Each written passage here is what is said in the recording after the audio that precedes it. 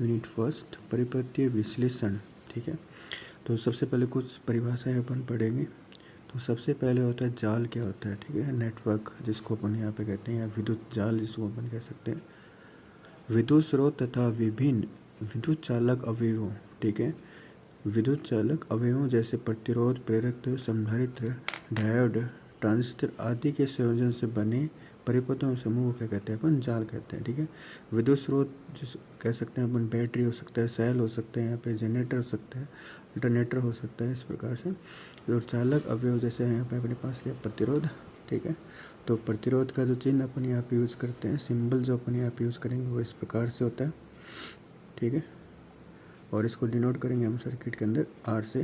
ठीक है, और ये अपने पास प्रेरक कुंडली होगी, इसका प्रेरकत्व अपन किससे नापते हैं, एल से, जिसको अपन प्रेरकत्व कहते हैं। ये अपने पास क्या होता है, संधारित्र। ठीक है, जिसके अपने पास क्या होती है, धारिता, सी अपन यहाँ पे यूज़ करते हैं।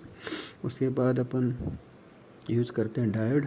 तो डायोड जो होता है वो क्या होता है, अपने पास सेमीकंडक्टर यानी अर्धचालक से बनी युक्ति होती है।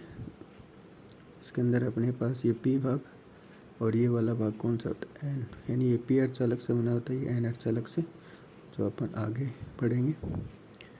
ठीक है, और ट्रांजिस्टर। ठीक है, इनके संयोजन से जो परिपथ बनता है उसको अपन क्या कहते हैं, ठीक है, समूह क्या कहते हैं, जाल कहते हैं। जैसे सिंपल सा एग्जांपल बनाए अपन, तो ये अपने पास एक विद्युत सोर्स हो गया, ये अपन रेजिस्टेंस जोड़ देते हैं, एक रेजिस्टेंस और अपन ने जोड़ दी, इस प्रकार से ये रेजिस्टेंस और अपन ने।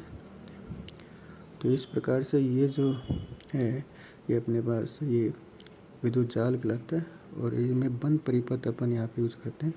सर्किट का मतलब होता है एक बंद, ठीक है, पाथ जो होता है उसको अपन क्या कहते हैं, विद्युत परिपथ कहते हैं। और उसी में ये नेटवर्क है, इनका विद्युत स्रोत और विद्युत चालक अवयवों का संयोजन से बना हुआ एक समूह है, जिसको अपन क्या कहते हैं, विद्युत जाल कहते हैं। इसके बाद अपन इनके प्रकार पढ़ेंगे। तो सबसे पहले हम विद्युत ऊर्जा स्रोत के आधार पर जाल के प्रकार पढ़ेंगे। तो दो प्रकार अपन यहाँ पे पढ़ेंगे, सक्रिय जाल और निष्क्रिय जाल। ठीक है, तो सक्रिय जाल के बारे में अपन पढ़ते हैं। तो उसमें क्या बताना चाहते हैं हम कि यदि किसी जाल के अंदर, यानी विद्युत जाल के अंदर, यदि विद्युत ऊर्जा स्रोत यानी जिसको अपन जनरेटर कह सकते हैं, यानी कोई बैटरी वो लगी हुई है, तो अपन उसको क्या कह सकते हैं, सक्रिय जाल कह सकते हैं। ठीक है, तो ये इस प्रकार से ये जो अपन यहाँ पे परिपथ बनाया है, इसके अंदर ये तो वोल्टेज स्रोत हो गया अपने पास, और ये रेजिस्टेंस अपन ने यहाँ पे लगा दी है, तो ये सक्रिय जाल हुआ, मतलब ऐसा जाल जिसके अंदर विद्युत ऊर्जा स्रोत उपस्थित हो। तो यहाँ पे ये उपस्थित है, इसलिए इसको अपन क्या कह सकते हैं, सक्रिय जाल कहते हैं। ठीक है, सक्रिय जाल एक या एक से अधिक सक्रिय अवयवों से मिलकर बना होता है। ठीक है, एक्टिव एलिमेंट जो होते हैं उनसे मिलकर बना होता है। और सक्रिय अवयव कौन से होते हैं, वोल्टेज स्रोत, ठीक है, धारा स्रोत, ठीक है, ट्रांजिस्टर भी इसमें आता है, डायोड भी अपन यहाँ पे यूज़ करते हैं। और डायोड में अपन एलईडी, फोटो डायोड अपन यहाँ पे यूज़ करेंगे। ठीक है, एलईडी का मतलब होता है प्रकाश उत्सर्जक, डायोड जिसको अपन यहाँ पे यूज़ करते हैं। फोटो डायोड के अंदर प्रकाश आपतित होता है, जबकि एलईडी के अंदर उत्सर्जित होगा इसके। उसके बाद अपन आईसी, ठीक है, इंटीग्रेटेड सर्किट जो होगा, एकीकृत परिपथ जो होगा, वो भी किसके अंदर अपन आते हैं, सक्रिय अवयव। ठीक है, मतलब सक्रिय अवयव जो होते हैं वो इस प्रकार से, यानी जिसको अपन यहाँ पे यूज़ करते हैं, मतलब ये एनर्जी सप्लाई करने का काम करते हैं सर्किट के अंदर।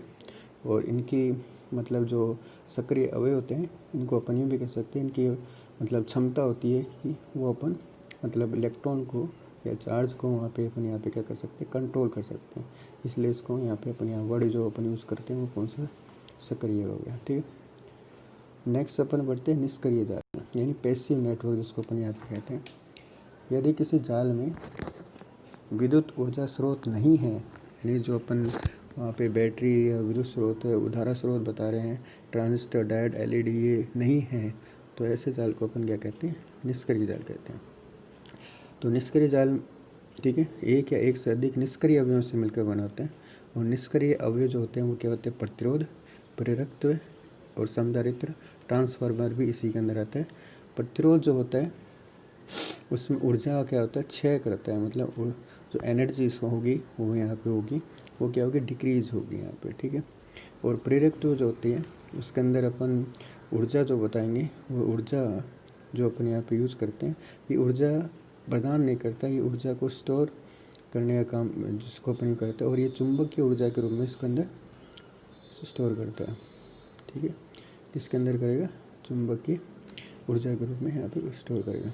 और संधारित्र जो होता है, जो ऊर्जा को यानी स्टोर करेगा यानी इकट्ठा करेगा, वो किसके रूप में अपन यहाँ पे बताते हैं, इलेक्ट्रिक एनर्जी के रूप में। और ट्रांसफार्मर इसके अंदर आता है, क्योंकि ट्रांसफार्मर के अंदर अपन यहाँ पे किसके अंदर आता है, निष्क्रिय अवयव के अंदर अपने पास आता है, ठीक है।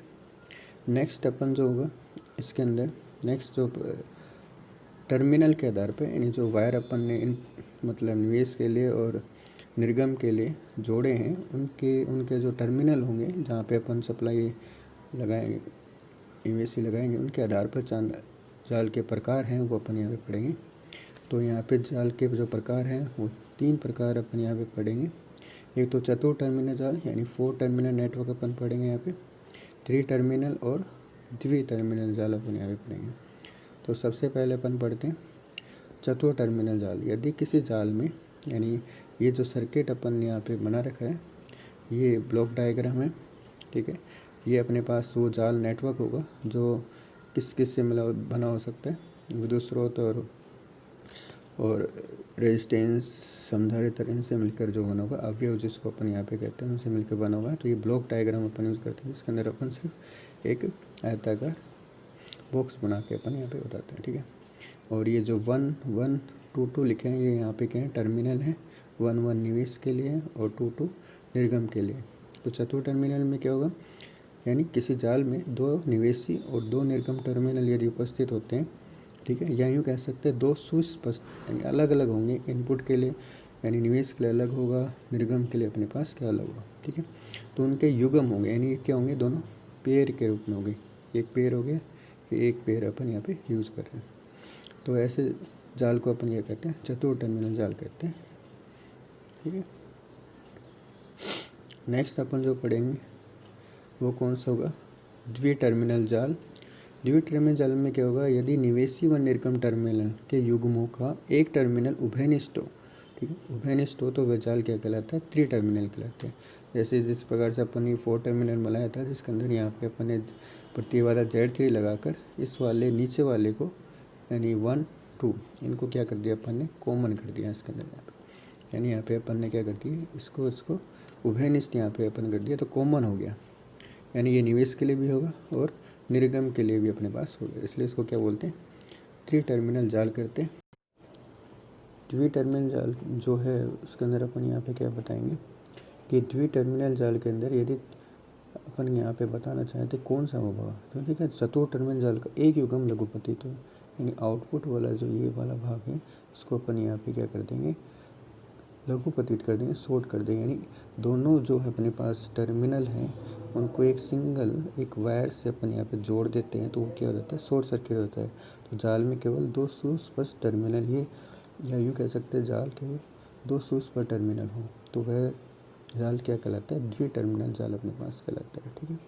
तो यहाँ पे अपन समझें तो शॉर्ट सर्किट जो होगा वो किस प्रकार से होगा, यदि बैटरी या सेल जो होगा उसका यदि वायर को आपस में यदि अपन डायरेक्ट केवल बिना किसी प्रतिबाधा के रेजिस्टेंस के से जोड़ देते हैं, तो उस स्थिति में सर्किट जो होगा वो क्या होगा, शॉर्ट सर्किट होगा। यानी जैसे अपन ने यहाँ पे क्या करा, द्वि टर्मिनल जाल से सर्किट शॉर्ट कर दिया, तो रेजिस्टेंस क्या होगा 0, वोल्टेज क्या होंगे 0, और करंट जो होगा वो क्या होगा, मैक्सिमम हो जाएगा। और ओपन सर्किट में क्या होगा, ओपन सर्किट में किस प्रकार से बताते हैं, यदि वायर को यहाँ से ब्रेक कर दें, तोड़ दें, तो रेजिस्टेंस क्या होगा,